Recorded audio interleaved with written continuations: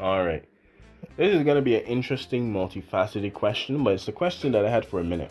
So, why did Central America see more civil wars and communist takeovers and more famous communist rebel groups than South American countries like Chile or Argentina? So, the prevalence of civil wars and revolutionary movements in Central America during the Cold War, as opposed to the pattern of military dictatorships or even bureaucratic authoritarianism, more common in South American nations like Argentina and Chile, is often attributed to difference in socio-economic structures, the depth of institutional fragility, and the intensity of US intervention in these regions specifically. While both regions were heavily impacted by the Cold War and the Monroe Doctrine and the backyard theory and walk soft and carry a big stick, all of these things, the dynamic of conflict differs significantly due to the following factors: agrarian inequality versus oligarchic structures. Now, Central American states, particularly in the Northern Triangle like Guatemala, El Salvador, and Honduras, were defined by extreme localized inequality in land tenure and reform, the plantation economy. These countries were essentially banana republics, where a tiny landowning elite controlled the vast majority of arable land, often producing cash crops for exports like a Chiquita banana. These created a rigid class divide where the peasant majority had almost no access to land or even political representation. Now, the South American contrast. Now, while South America also faced profound inequality, countries like Argentina and Chile had more developed urban industrial bases and architecture, a much larger middle class, and more complex state institutions and apparatus. Political conflicts there often played out between urban political movements like labor unions, students, and even political parties versus and the military, rather than a rural-focused peasant insurgency seen in, Central America. State fragility versus institutional militaries. Central America. The state apparatus in many Central American countries were often weak or even functioned solely as the arm of the landowning elite.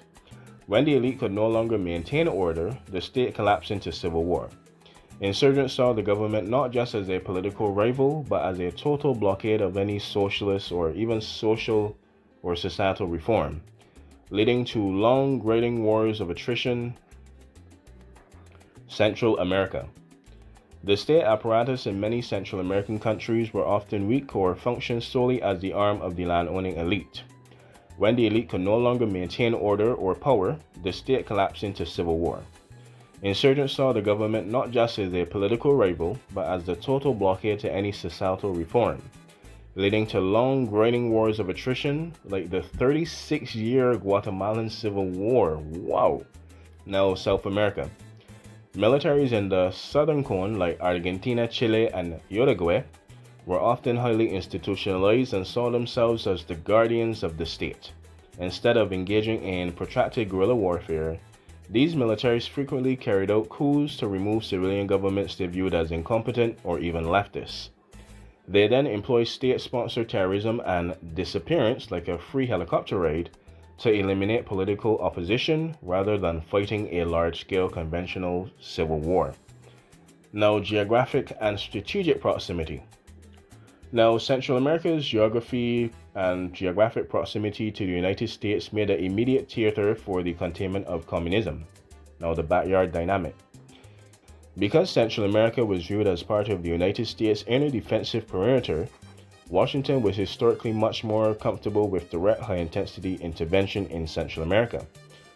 This cycle and this fueled the cycle of the US backed regimes would suppress dissidents, then suppression would then drive moderate reforms towards radicalization, and these radicals in turn would then seek support from the Soviet bloc or Cuba, furthering cementing US intervention and starting the cycle from US backed regime to topple regime to regime starts moderate reforms and regime then goes radical, and then radicals ask for Soviet help, and the US is like, communism gotta stop here. So now countries like Nicaragua and El Salvador became central focus for late Cold War battles like the Sandinistas and the civil war that was going on for a while, 20 years plus, such as the Reagan administration backing of the Contra rebels in Nicaragua.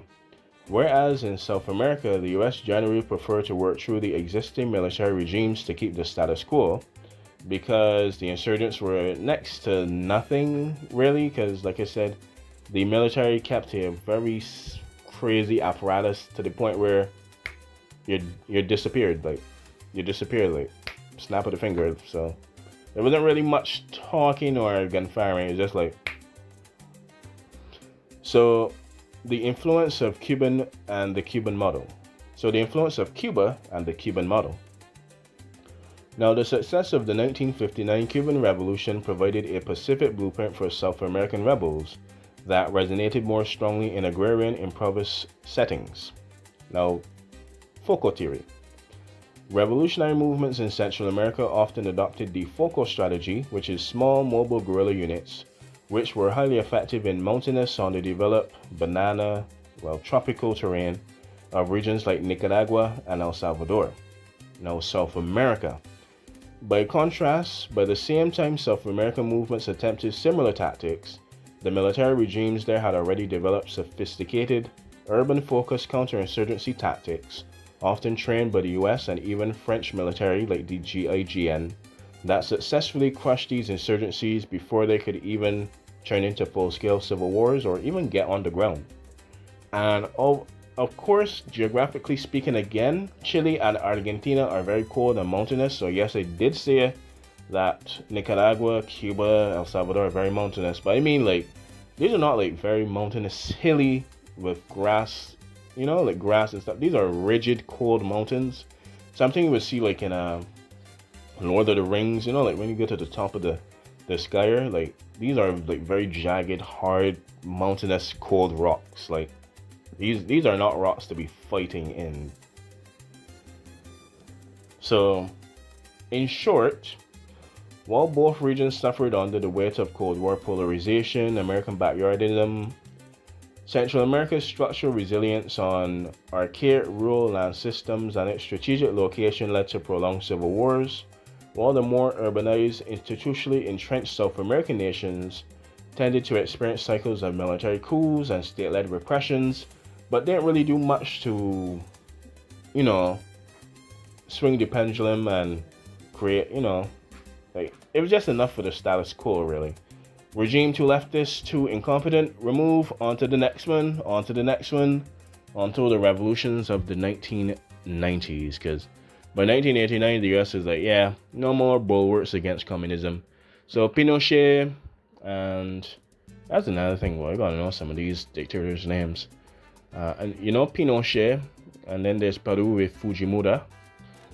Yeah, the only real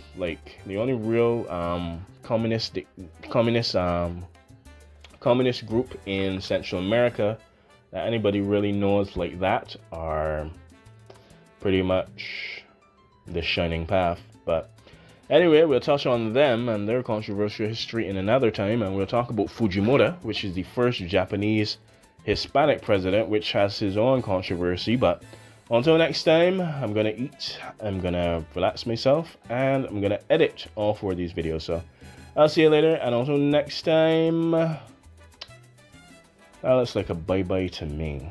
Yeah, I'll see you later. Yeah, the update made the recording thing a bit more, not sophisticated, but I gotta make sure, right, because there's the cancel button, which would erase all this work, and I've been talking for almost 10 minutes. You might not see 10 minutes fully. There's probably like 1 or 2 coughs or burps, but at least see 9 minutes, especially with me yapping. But anyway, adios amigos.